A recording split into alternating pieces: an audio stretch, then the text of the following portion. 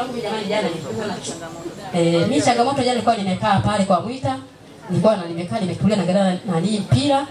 Nikashangaa jamaa akaja tu alikuwa na chupa siji ya bia ile. Ilikuwa haijafunguliwa, anakuja pale ananisonga mara ananiambia nikikukuta mitaani usitembee. Yaani mimi sasa mimi kwa hiyo hebu twende ndo alikupiga hivyo. Ndo alinipiga hivi na ile chupa. Ile chupa alirusha ile chupa. Sasa mimi nilikuwa nimekaa nilikuwa kapata piga apige. Haitaka apige uso. Mimi nikafanya hivi. Nilipofanya hivi ndio chupa ilikuja ikagonga. Ulichukua arabi? Na subiri. Ikaja ikagonga. Ilipogonga hapa ikaja imenitoboa hapa. Nyama ikaja niachia. Kwa hiyo na huko nako ukoni ikaja nitoboa. Sasa mimi pale nikasema jamani huyu mtu bado yuko pale kasubari. Kama jamani huyu mtu mnamwacha mnamwangalia hapa anaondoka yona liko niumiza hivi afu mnamwangalia. Hebu mkamateni. Ndio yule baba mwenye kile kigrosa akatoka pale kuna kumkamata. Kakuta jamaa kashakimbia. Basi ikabidi mimi walichukua pale nipeleka ni hospitali. Niko hospitali usiku ule. Walipoangalia mwili wangu wakasema huyu hapa hatakiwi kufanyaje? Hatakiwi kuwekewa dawa wala nini, hatakiwi ashonwe. Kwa hiyo jana ile usiku ikabidi nishonwe. Sababu ya hapa ni tobo, ni shimo. Huko nako ni shimo, hapa huko ni shimo. Unaona? Akasema inabidi huyu afanye nini? Ashonwe. Kwa hiyo usiku ule ikabidi nishonwe. Wakanidai kwamba kwa shilingi ngapi? 25,000. Kwa hiyo mimi nikalipia shilingi 25,000 nilikuwa nimekokota kwa maisha yangu. Ikabidi nipate nini? Nipate tiba. Unaona? Sasa hilo leo ikawa Jumaa. Leo Jumamosi, kusema Jumamosi na Jumapili serikali haifunguliwi.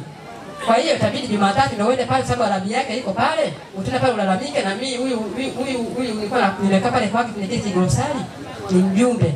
Akasema mimi sina uzuri nimeona kwa sababu kama shahidi wako. Nimeona tukio na mpaka sasa hivi yuko hapa. Anaitwa nani?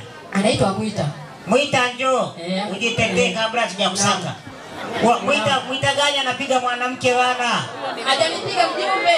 Huyo ni mjumbe. Anaitwa nani? Ndio nisaidia.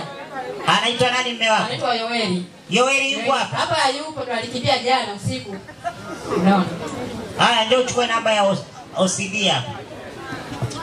Njoo hapa.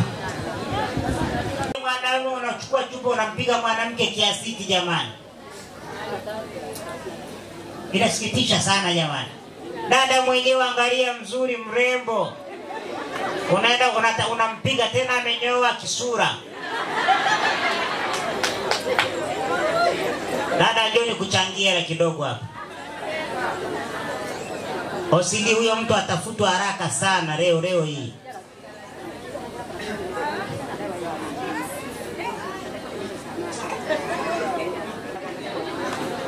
Nataka ufanye biashara. Sawa, unampenda umpendi? Simpendi. Sema ukweli.